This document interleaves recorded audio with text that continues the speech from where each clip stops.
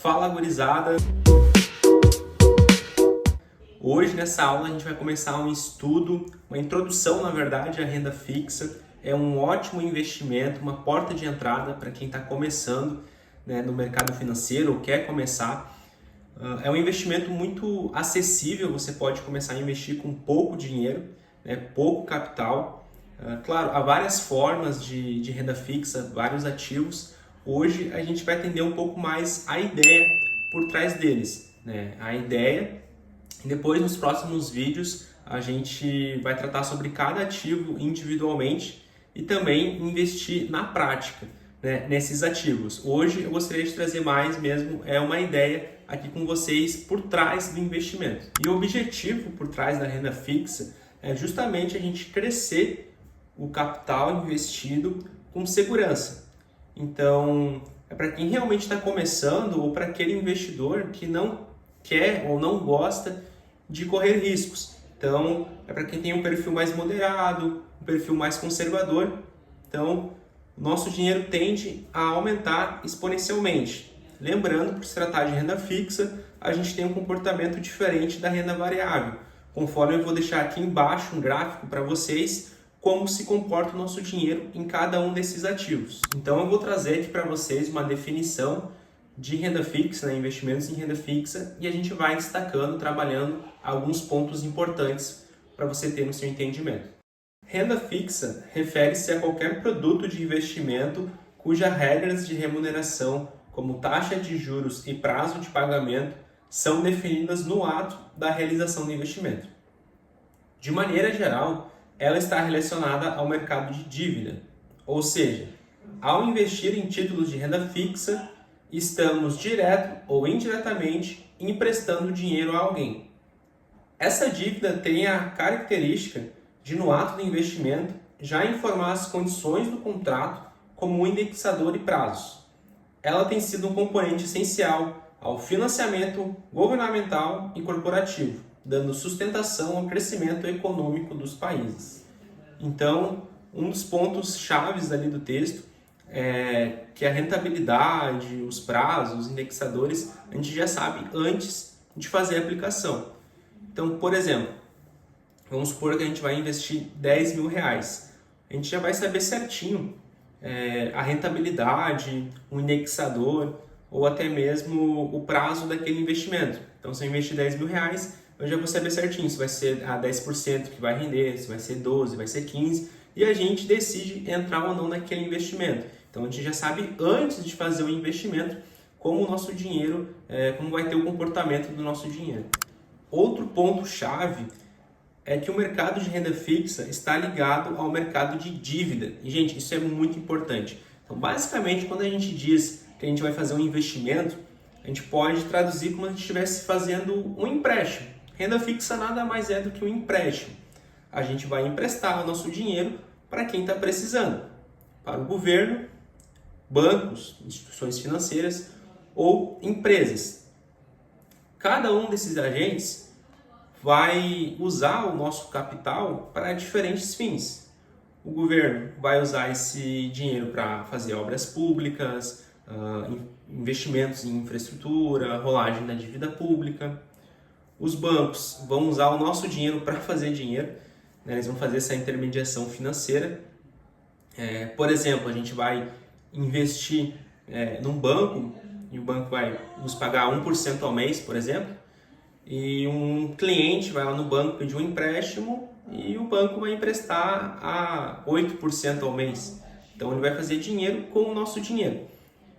E para empresas a mesma coisa, a gente pode investir em diversas empresas, né, através de debêntures. Depois eu vou trazer certinho o que é cada ativo.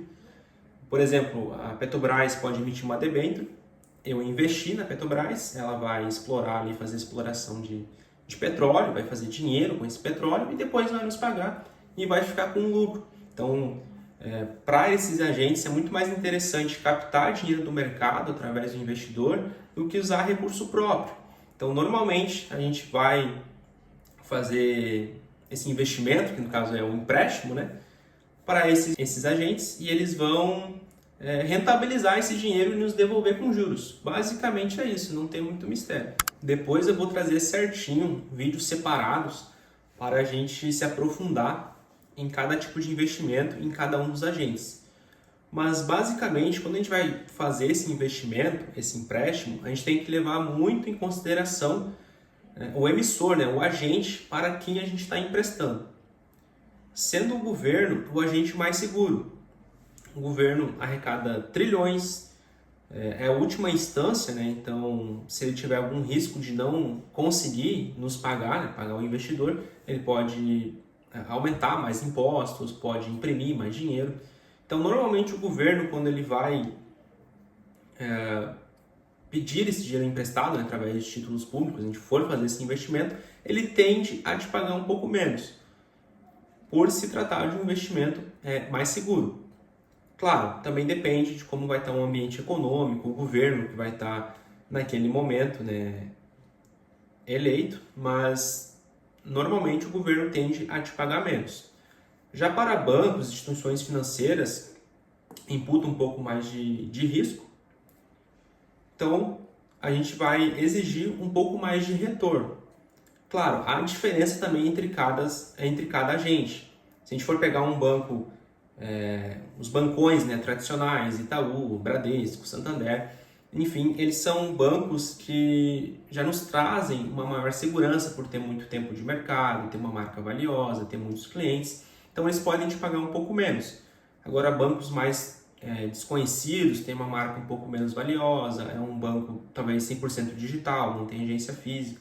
Então, esse banco, quando for emitir um CDB para a gente fazer investimento, a gente tende a exigir um retorno maior, porque imputa mais risco. Então, você sempre tem que levar isso em consideração. Quando a gente investe em algum desses emissores que a gente percebe que há mais risco, nesse exemplo que eu dei do bancão e o banco menor, a gente tem que exigir mais retorno por se configurar mais risco o nosso capital investido. Já nas empresas, a mesma coisa, a gente vai verificar para qual empresa a gente vai fazer o investimento, seja grandes empresas, também você vai correr menos risco, porque tem mais tempo de mercado, tem um patrimônio maior, você consegue ver também como está a saúde financeira da empresa, tem documentos públicos para isso.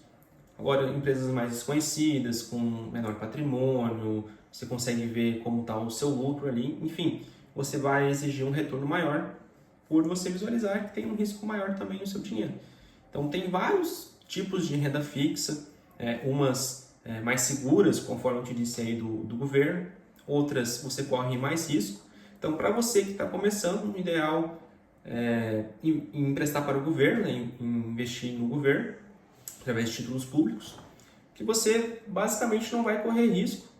Você vai ter ali o seu dinheiro, a rentabilidade assegurada, e conforme você for fazendo esses investimentos, você identificar oportunidades que têm uma maior rentabilidade, por exemplo, já no mercado já de empresas, aí conforme você for aumentando ali seu conhecimento, for investindo, você pode dar uma estudada nessas debêntures para emprestar para empresas ou emprestar para bancos via CDB, bancos menores, que você vai ter um rendimento mais elevado, mas sempre levando em consideração a questão do risco. Quanto maior a rentabilidade, mais risco você tende a correr. Então, gente, espero que esse vídeo você tenha entendido um pouco da ideia por trás da renda fixa. Não me aprofundei muito em investir na prática, a gente vai tratar isso nos próximos vídeos, porque há vários ativos.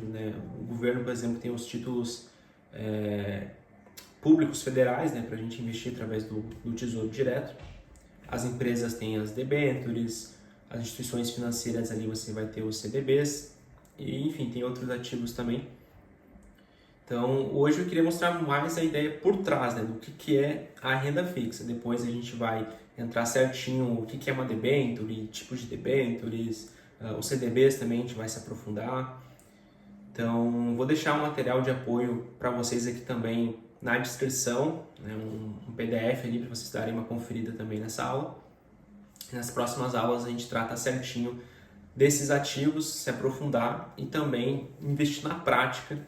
Então, e você que, enfim, vai iniciar nesse mundo do mercado financeiro, recomendo que comece com os títulos do governo, né, no Tesouro Direto, ou CDBs de bancões, né, que é mais seguro, e conforme você for investindo, for fazendo suas aplicações, depois você pode talvez começar a ir para uma debênture, algo nesse sentido, mas não te recomendo já de início, né? Então a gente começa devagarinho e depois a gente vai para esses investimentos um pouco mais arriscados. E antes que eu me esqueça, não se esquece de se inscrever e dar o like aqui no canal. Muito obrigado.